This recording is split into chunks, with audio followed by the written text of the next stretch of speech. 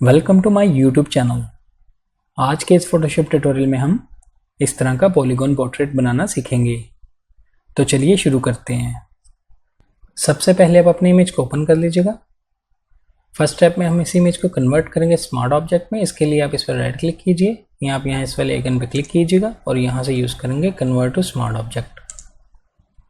इसके बाद आप अपने कीबोर्ड से Ctrl+J प्रेस करते हुए इसी लेयर की एक और कॉपी बना लीजिएगा। टॉप वाली लेयर को फिलहाल के लिए हम यहाँ से हाइड करेंगे। नीचे वाली लेयर को आप सेलेक्ट कीजिएगा, यहाँ से जाएंगे एडजस्टमेंट लेयर में और यूज़ करेंगे ब्लैक एंड वाइट। हमें इसे ब्लैक एंड वाइट करना था और इसके बाद हम यहाँ से इसको बंद कर देंगे। फिर से नीचे वाली लेयर को सेलेक्ट कीजिएगा, इस बार हम इसको ब्लर करेंगे। इसके लिए यहाँ से जाएंगे फिल्टर में, ब्लर और यूज़ करेंगे गॉसियन ब्लर। यहाँ आने के बाद इसकी वैल्यू मैं 14 टाइप करता हूँ और इसके बाद ओके पे क्लिक कर देंगे। फिर से टॉप वाली लेयर को सिलेक्ट करेंगे जिसको हमने हाइड किया था और यहाँ से इसको अनहाइड करेंगे। नेक्स्ट हम यहाँ शेप के ड्रॉप डाउन से पॉलीगॉन टूल सेलेक्ट करेंगे। आप शेप अपनी मर्जी के मुताबिक जो भी ड्रा करना चाहते हैं यहाँ से सिलेक्ट कर लीजिएगा। मैं पॉलीगॉन टूल सेलेक्ट कर रहा हूँ। हमें इसकी शेप ड्रॉ नहीं करनी, हमें इसका पाथ ड्रॉ करना है। इसके लिए ये देखिए, आप शेप के ड्रॉप डाउन पर क्लिक कीजिएगा और यहाँ से पाथ को सिलेक्ट कर लीजिएगा। पॉलीगॉन टूल की आप कितनी साइड्स रखना चाहते हैं आप यहाँ से वो भी डिसाइड कर सकते हैं। मैं यहाँ पे 6 टाइप करूँगा, आप अपनी मर्जी के मुताबिक ये भी यूज़ कर सकते हैं। सेटिंग के इस आइकन पर क्लिक कीजिएगा, यहाँ से स्मूथ कॉर्नर और स्टार को भी अनचेक रखिएगा।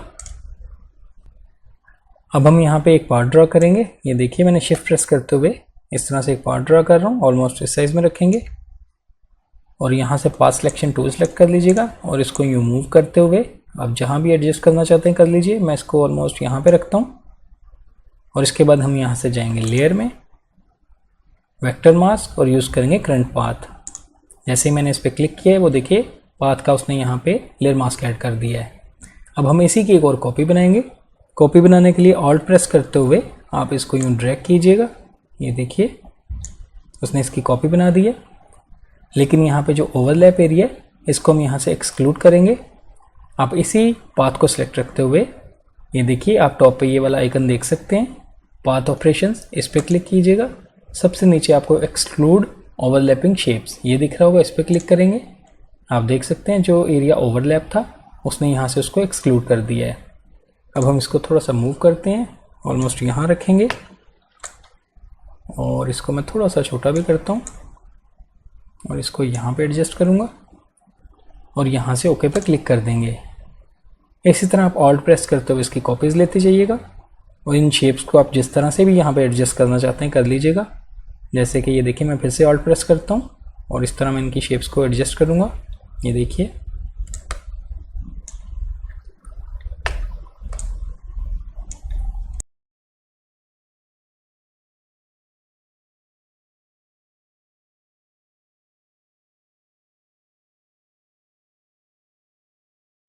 इस तरह से अपनी मर्ज़ी के मुताबिक ये शेप्स बना लेने के बाद अब हम इस शेप्स की आउटलाइन बनाएंगे। इसके लिए आप यहाँ से एक न्यू लेयर ऐड कीजिएगा जो कि ब्लैंक लेयर होगी। ये देखिए, न्यू लेयर ऐड हो चुकी है। हमें इस वेक्टर मास्क की सिलेक्शन बनानी है। आप कंट्रोल प्रेस करते हुए इसकी सिलेक्शन को एक्टिव कीजिएगा।